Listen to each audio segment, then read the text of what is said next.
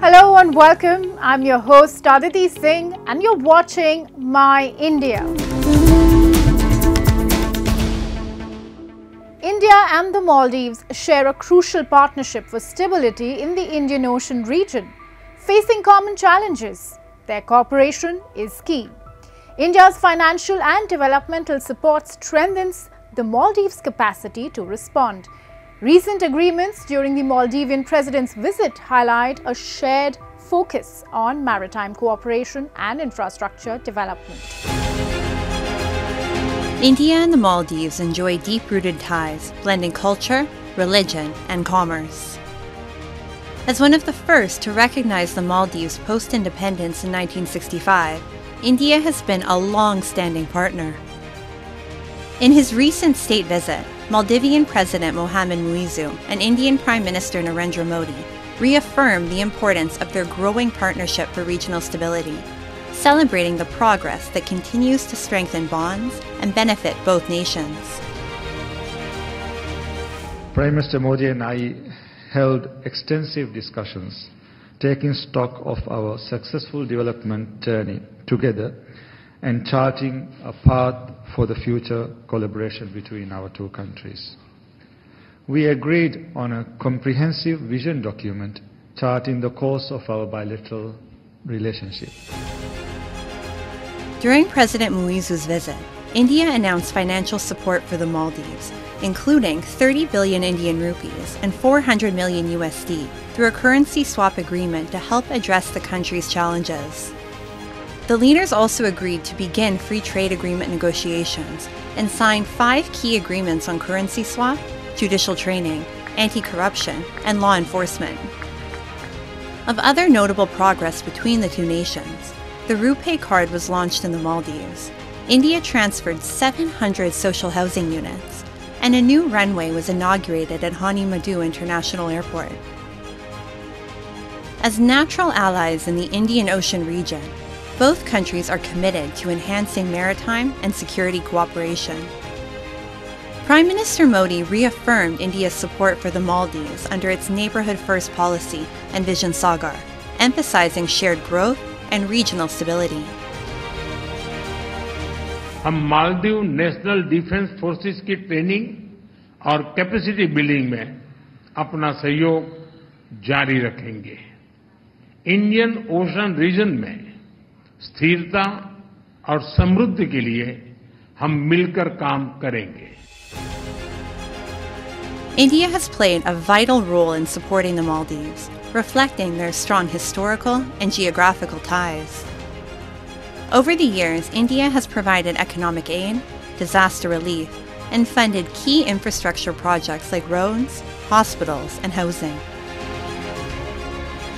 In order to deal with the structural issues in the finance and the banking sector and others, it is very important that some kind of a financial injection is made into the economy, and that's precisely what India has done by providing a bridging facility of 30 billion rupees and then giving some over 380 billion or something like that as assistance or grant or loans for carrying out projects. And so they have agreed on many projects in the process also that will continue. But for all that, it is important that your financial health is good. And India has tried to provide all the assistance that has been requested by the Maldivian president. India and the Maldives remain committed to mutual growth and development, working together in finance, infrastructure, and security. Their partnership is crucial for the stability of the Indian Ocean region. With a focus on shared prosperity and resilience, both nations are well positioned to tackle future challenges together. Let's now take you to Ladakh, often called the crown jewel of India for its stunning landscapes of mountains, open skies, winding rivers and lush valleys. Its rich culture, traditions and values enhance its natural beauty. The capital, Leh, is not only breathtaking but also a key center of Buddhism in India, where the region's natural splendor and Buddhist philosophy have coexisted harmoniously for centuries. Leh, perched at nearly 11,000 feet, is a vibrant blend of cultures where religious harmony thrives. Though diverse, it remains a stronghold of Buddhism, with Mahayana and Vajrayana traditions, and the four sects, Nyingma, Kagyu, Sakya, and Gelug, deeply rooted. Chanting fills the air during prayers and rituals, keeping the ancient Buddhist spirit alive in Ladakh for millennia. बौद्ध धर्म सबसे पहले तो यहाँ अशोका के ज़माने में उसका जो स्तूपा था, एक स्तूपा यहाँ है, यहाँ क्या कहते हैं तिरी में, एक स्तूपा ज़ांस्कार में है। तो तब से जो गंधार आर्ट वाले आए, कश्मीर से आए, तो उन्होंने बुद्धा का स्टैचू बनाना शुरू किया पहाड़ों पे, पत्थर पे। और तब हमारे यहाँ से लोसावा रिंचेन ज़ांगपो जी आए, उन्होंने न्यारमा का जो गोंपा है वो बिल्ड किया। ये 10वीं सदी के बीच में है, लोसावा रिंचेन ज़ांगपो आ गया। तब से जब से लोसावा रिंचेन ज़ांगपो आए, तब से बुद्धिज़्म का यहाँ फैलना शुरू हो गया। Ladakh's Tibetan-influenced Buddhism, with Leh at its cultural heart, attracts visitors seeking spiritual depth. Here, Buddha, revered as a deity who attained nirvana, and various bodhisattvas are venerated in ancient monasteries. Ladakh's rich heritage draws tourists eager to explore and gain insights from its profound Buddhist traditions. Actually, we come to Ladakh to visit holy places of Buddhism tradition and to learn about your place, and also to pray for the peace. Actually, all these ladies from Russia, from different cities of Russia, come here and we pray for the peace on mountain, on the lake, in every places. And here we also, because we share the same. Actually, we are motivated by the peace in all the world. Now you know that in Russia and Ukraine there is a war, but a lot of people in Russia, they pray for the peace. On the outskirts of Leh, a family's deep Buddhist faith has endured for generations. Despite harsh winters, with temperatures dipping to -20, their daily prayers and rituals continue. The elderly women, ever vibrant in their 70s, remain lively, embracing their faith, culture, traditional dance, and song with unwavering passion. In Ladakh, Buddhism is woven into education. At Mahabodhi Residential School, from nursery to +2, each day begins with prayers to Buddha, blending academic learning with Dhamma teachings to nurture compassionate, responsible citizens. Dhamma is very important because Dhamma includes all the ethical values, all the principles of Lord Buddha, and without it, a modern education is meaningless. So therefore, I think that Dhamma is very much important in everyday lives of everyone. In religious classes, children learn about the equality of all faiths, with Dhamma education aimed at fostering respect for others. Each class begins with meditation, yoga, and mindfulness practices. Students explore Buddha's life, his struggles, the pursuit of truth, and the core teachings of Buddhism. For those interested in pursuing religious studies as a career, numerous opportunities are available. Buddhism is a way of life. It's teach about students how to grow morally and with disciplines and all. So with that we try to understand the teachings of the Buddha to the students. With that we have different sections. We have includes with the yoga, meditations, which help to concentrate on breathing in and out, which help to concentration, which helps in studies as well. So it's and also in Buddhism we have a Buddhist teachings. Not only that, we have teach on moralities and overall growth of the students. Tibetan Buddhist mythology features spirits, deities, and demons, symbolizing good and evil, depicted in temple art. Their stories come alive during annual festivals in Laddak's Gompas, especially through vibrant mass dances. In a heartwarming display of peace and harmony, Kashmiri Pandits and Muslims came together to commemorate Vijayadashmi, a Hindu festival symbolizing the victory of good over evil. The two communities united in offering prayers to the Hindu goddess and crafting effigies of mythological figures, Ravan, Kumbhakaran and Meghnad, as part of the tradition. This celebration highlighted the strengthening bond between Hindus and Muslims, fostering peace and harmony in the region. Dussehra or Vijayadashmi, one of the revered festivals in Hindu religion, is celebrated with great reverence and devotion across India and beyond. The festival, observed on the 10th day of the month of Ashwin, marks the triumph of good over evil. In this spirit, Kashmiri Pandits thronged the Bhadrakali temple after a long time in Kupwara district of India's Union Territory of Jammu and Kashmir. This instance also marked the fresh start of a chapter in the history of Kashmir as communities come together to celebrate the festival. As part of the celebrations, a special puja was also organized with rituals focused on invoking blessings for the Kashmir Valley's harmonious future. The occasion drew devotees from women, children to youngsters and elderly from every nook and corner of the region to offer prayers and to serve offerings to one another in solidarity. हम पहले दिन hotel में रुके, वहाँ पे भी सबने बहुत हेल्प की। इवन हम यहाँ आके आर्मी वाले यहाँ पर हैं, उन्होंने बहुत सुख सुविधा और बहुत अच्छे से ट्रीट किया हमें। और इन शॉर्ट ये है कि यहाँ पे जितने भी लोग हैं बहुत हेल्पफुल कम्युनिटी है और हम उनका थैंक्स करते हैं। The event held deep cultural and spiritual significance as more than a religious occasion.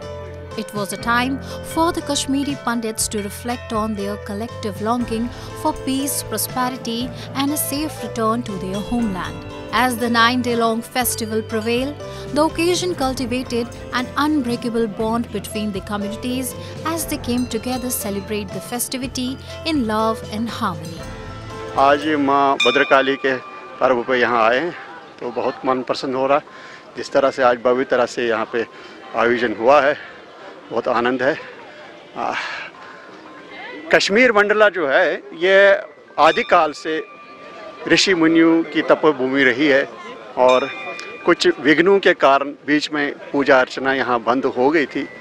माता की कृपा है, फिर से आज फिर भव्य तरह से यहाँ पूजा अर्चना हो रही है और जितने भी सनातनी, जितने भी हम विश्व से देख रहे हैं, उनसे आह्वान है, आइए कश्मीर मंडला में जो देवभूमि है, जो पग पग पे यहाँ एक तीर्थ है, उसके दर्शन और अपने आप को कृतार्थ करके इस जीवन का जो मनुष्य जीवन, मानव जीवन मिला है, उसको लाभान्वित करें। The festival of Vijayadashmi, often observed at the end of Durga Puja and Navratri, thereafter proceeds with the culture of burning effigies of Hindu mythological characters Ravan alongside Kumbhakaran and Meghnad. It is believed that Lord Ram killed evil Ravan on the 10th day of Dussehra, following which the tradition of burning effigies continues even today in every part of the country. The occasion, in a heartfelt display of harmony, also witnessed artisans from both the Hindu and Muslim community joining hands together to craft the towering effigies of Ravan and his companions. These stunning creations are not only a testament to the skill of local craftsmen, but also a symbol of community's collective hope for the triumph of good over evil. मेरे को कम से कम 10-12 साल हो गए इनके साथ यहाँ, तो ये 10-12 साल से चल रहा है ये दशहरा इनका। ये चाहे मुसलमान को कोई दिन हो या इनका दिन हो, ये तो मिलजुल कर करना पड़ता है। यहाँ तो कल भी यहाँ बहुत मुस्लिम आएंगे देखने के लिए और बाहर से भी पंडित जी आते हैं देखने के लिए। Festivals like these not just bring communities as a society together under one roof, but also sends a message to society to follow the path to truth and righteousness. Now let's delve into World in Focus, featuring the latest global developments and events shaping our world.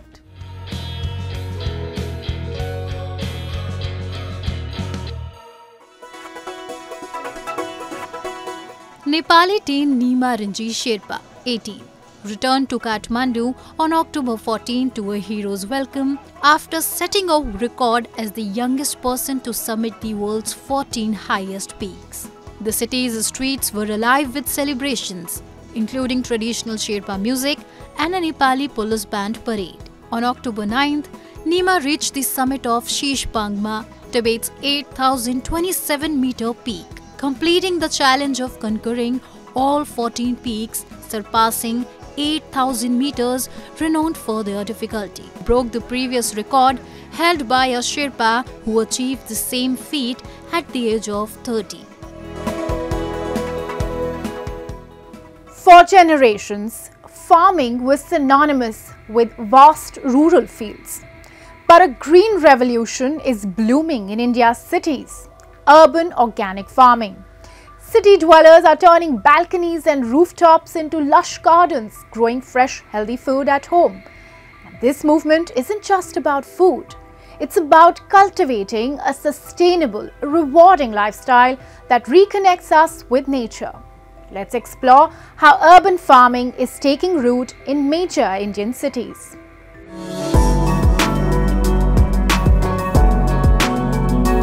In India's bustling cities, a new trend is growing. Organic home farming, as urban residents turn their rooftops and terraces into lush, green spaces for chemical-free produce. Khushbu Trivedi, a resident of Gurugram near New Delhi, has turned her terrace into a thriving garden of chilies, tomatoes, spinach, and okra. Her motivation? To provide her family, especially her child, with safe, nutritious, homegrown food. For her husband Shantanu, an architect, their garden is more than just fresh produce. It's a way to reconnect with nature and embrace a sustainable, rewarding lifestyle. We are seeing a noticeable shift towards a healthier, farm-to-table lifestyle as more urban dwellers, like the Trivedis, embrace organic home farming. First of all, is my kid. I seriously do not want him to have that pesticide full of vegetables and fruits.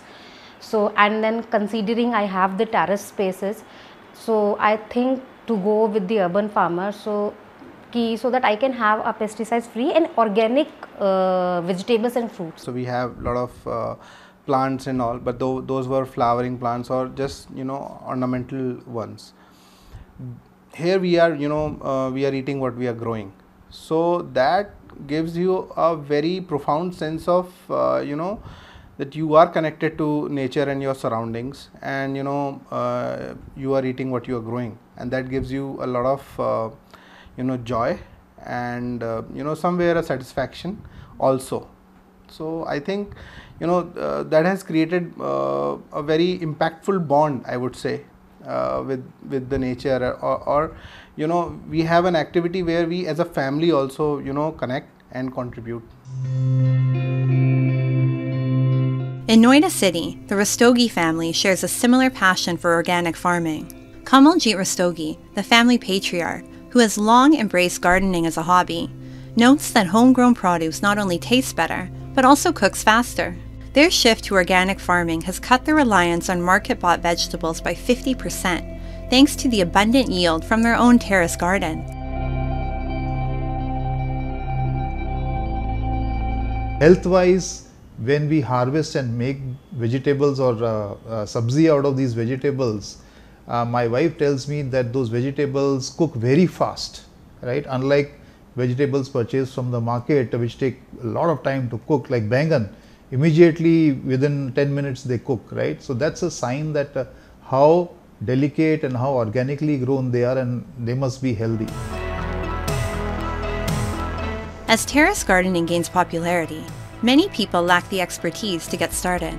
Homegrown companies in India, like the CEF Group, offer solutions for cultivating fresh, organic produce right at home. Through its Urban Farmer Initiative, the company promotes traditional organic farming methods that enrich the soil while reducing reliance on harmful fertilizers. Our traditional ways were natural farming and organic farming, but in last 70 to 80 years we've seen that chemical-based fertilizers and chemical-based farming has taken over our original ways of farming. So as of now, under CEF, what we're trying to achieve is to bring back the agriculture glory of the country, to make sure that we are able to enrich the soil as much as possible so that the dependence on chemical fertilizers can be reduced. The rise of urban organic farming reflects a growing desire for a healthier lifestyle and a deeper connection with nature. By utilizing even the smallest spaces, city dwellers can cultivate fresh, organic produce and contribute to a more sustainable future. Let's now turn our attention to Gujarat's rapidly flourishing tourism scene. From the awe-inspiring Statue of Unity to the vibrant festivities of Ran Utsav, Gujarat is emerging as a global tourist hotspot. With its rich cultural tapestry, breathtaking landscapes and cutting-edge infrastructure, the state is captivating travelers from every corner of the globe.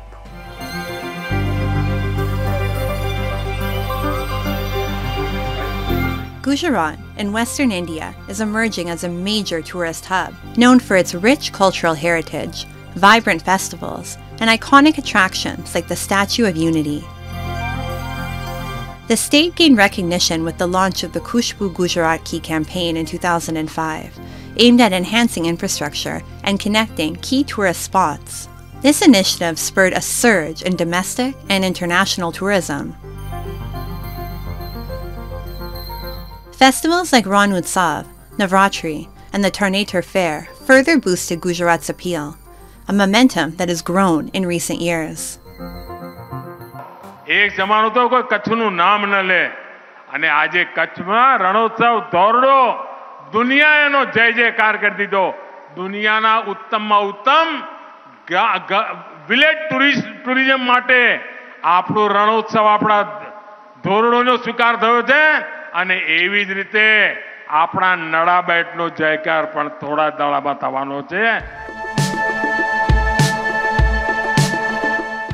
Gujarat boasts numerous national parks and wildlife sanctuaries, with Gir National Park serving as the sole habitat for the majestic Asiatic lions. As Chief Minister, Narendra Modi championed conservation efforts by implementing anti-poaching laws and enhancing infrastructure. The Khushbu Gujarat Ki campaign further elevated Gir's profile, drawing ecotourism and wildlife enthusiasts from around the globe.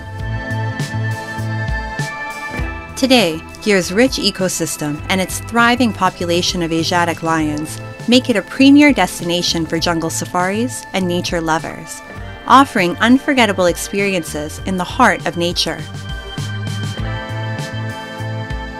हमने देखा वहाँ पे तो सिंह के लिए जो सुरक्षा है ऐसी सुरक्षा हमने कहीं और नहीं दिखी है और ऐसी है जो मात्र यहाँ पे गुजरात में ही देखने को मिलते हैं.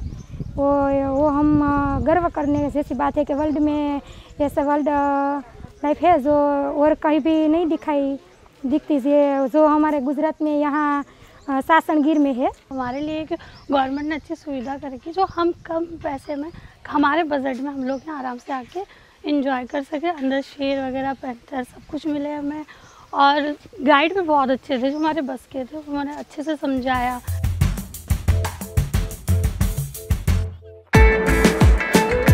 Gujarat has unveiled stunning adventure and ecotourism destinations like Saputara and Gira waterfalls, which attract nature lovers with their breathtaking landscapes, diverse flora and fauna, and opportunities for outdoor activities. In addition to its natural beauty, the state's rich cultural heritage, showcased through majestic forts, intricate stepwells, and ancient temples, captivates tourists with its vibrant historical tapestry. The development of the Sabarmati riverfront and the launch of the Akshar River Cruise in Ahmedabad have further enhanced Gujarat's appeal, offering unique experiences along the scenic river. The Statue of Unity, inaugurated by Prime Minister Modi as the world's tallest statue, stands as a tribute to Sardar Vallabhbhai Patel's legacy. This symbol of unity and national pride draws visitors from across the globe, further enriching Gujarat's cultural significance. Yeah, Gujarat or Bahar, it means in India, that tourism is developing like anything. It is very, very open to all world to visit our these tourism places. यहाँ का वातावरण मतलब बहुत अच्छा है. एक तो statue देख के मतलब एक मन खुश हो गया आके, और वातावरण भी बहुत अच्छा है, साफ सफाई है. Gujarat saw a 58% rise in foreign tourists in 2023, with 28.06 lakh visitors, up from 17.77 lakh in 2022, according to the Union Tourism Ministry. This places Gujarat second only to Maharashtra, which had 33 lakh foreign tourists in 2023. Under Chief Minister Bhupendra Patel, the Gujarat government is passionately advancing Prime Minister Narendra Modi's vision through the Khushbu Gujarat Ki 2.0 campaign. This dynamic initiative celebrates Gujarat's vibrant culture, art, and heritage, reaching out to a global audience. By promoting tourism, investment, and cultural exchange through a variety of events and exhibitions, it aims to showcase the state's unique charm and rich traditions on the world stage.